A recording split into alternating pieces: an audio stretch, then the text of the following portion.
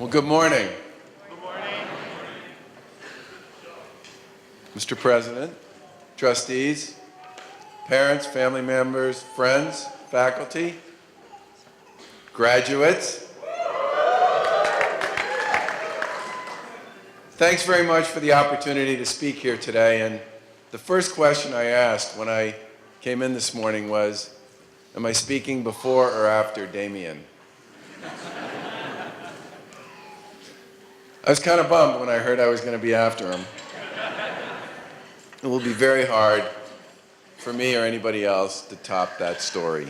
But congratulations to you and to your family and to all of you and to your families on your achievement. You know, I got asked to speak at a lot of colleges and universities this year. Might have had something to do with the popularity rating, which has no place to go but down from here, by the way. But I chose to come here. And the reason I chose to come here was because Ben Franklin, its faculty, its leaders, and its students are game changers. And for me, what this organization represents and what its alumni represent are the very best of the Commonwealth of Mass. Ben Franklin is a crown jewel in the Commonwealth of Mass's higher education system, and I'm pleased, proud, and honored to have been asked to speak here today.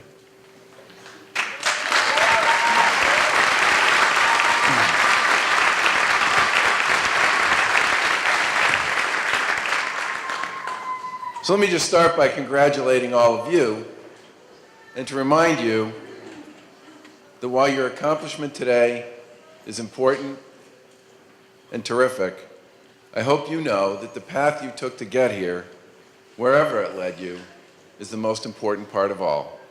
It's the journey, not the destination. Now, true confessions, I've been to 3 graduation ceremonies of my own: high school, college, and business school.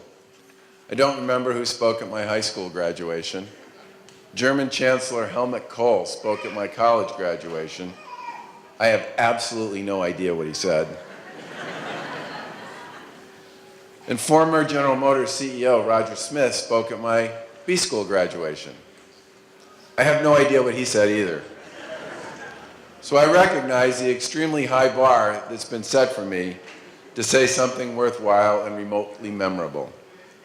So let me start with this. Be constructive, be positive, and focus on what works instead of on what doesn't. I had a meeting a few years ago with a community activist to talk about his community. And he went on and on and on and on about all the things that weren't working in his community. And I dutifully took notes and asked questions. But after about an hour of this, I put my pen down and I looked at him and I said, "Tell me about something that is working in your community." He was literally struck speechless. This was followed by a very awkward silence that lasted for about 2 minutes. He stared at me, I stared at him, and I finally broke it by saying, "You live there. You lived there for most of your life. Tell me about something that's working." And he couldn't do it. And to this day, that remains one of the strangest but most illuminating meetings I ever had. It's relatively easy to focus on what weighs you down: exams, classes, family, friends, social life, social media, politics. And sometimes the forest really does disappear through the trees. Force yourselves to see beyond them. The fact that you're here today means you have the ability, when you choose to do so, to see the forest. Don't forget that, because it is a choice. I'm not saying ignorance is bliss, and I'm not saying you should all wander through life willfully blind to the challenges and hardships that you'll all face and have to endure. What I am saying is the choice about how you deal with it belongs to you. When I ran for governor in 2010 and lost to former Governor Deval Patrick, that hurt. No doubt about it. It was a big public fail. But I got a phone call shortly after the election that gave me a chance to regain my perspective. A young man called me and said that he was organizing the Boston location of a national competition in robotics that was being held at the Agganis Arena at Boston University. Would I come and speak to the teams that were participating in the contest during the morning before the competition began? I thought about it, and I said, sure. What do you want me to talk about? He paused for a minute, and then he said, I want you to talk about why it's okay to fail. And my first thought was, wow, you've got guts. And it's a damn good thing you're not standing right in front of me. But the more I thought about it, the more I thought it was a great idea, because it is okay to fail. In fact, most of the folks who succeed in almost anything in life fail at some point along the way. Abraham Lincoln lost far more elections than he won.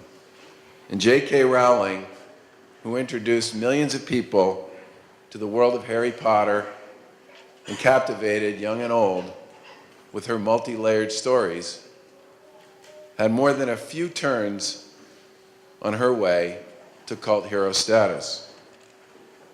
We live in a time where people tend to oversimplify almost every story to make it fit into a short, clean, clearly defined narrative. But life is much messier than that. The twists and turns that teach us things we never knew about our life, our jobs, our friends, and ourselves give us a chance to grow in two directions. Embrace the chance to learn from your mistakes and grow up. Miss that chance and grow old before your time. My wife is the most positive person I know. She lights up a room whenever she's in it. And as a result, she raised, with a little help from me, 3 kids who can see the bright side of almost anything. I marvel at their optimism, but I also know their faith in themselves and their future is a big part of their drive to improve, to overcome, to succeed. And I've watched them fight their way through troubled waters, shake off disappointments, and challenges themselves in ways that make me proud. They are comfortable with being uncomfortable. And as their dad, I cherish that. Now, like most of us, I love my mom and dad too. They raised my brothers and me, and they taught us to believe in ourselves. I've never met 2 kinder people. They would hear us out on anything. But they had no time for whining or self-pity. They raised us to play the hand, whatever the cards, with optimism and grace. Then about 10 years ago, my mom got diagnosed with Alzheimer's, and I had a chance to watch my parents practice what they preached. For those of you who don't know, Alzheimer's is a cruel disease. Over time, usually years, it robs you of your memory, your awareness, and your capacity to process information and make decisions. It steals the very essence of who you are. And because it doesn't happen all at once, you fade in and out of periods of lucidity, at least in the early years, where you know what's going on, but are pretty much powerless to do anything about it. When she faded in, my mom never complained. She would tell us how much she appreciated her moments with us and with our kids, and how much she loved her time with my dad, and how embarrassed she was about her inability to do the things she used to do with ease. And then she would fade out.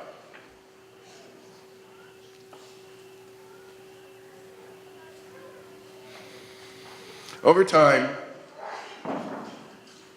the time she was with us got shorter. And the time she was out would expand. My dad, he never complained either. He always said, she took care of us, now we take care of her. And he was glad to do it. Now eventually, she needed round-the-clock care, so they moved into a continuing care community where she lives in the nursing home on one side of the driveway, and he lives in the independent facility on the other.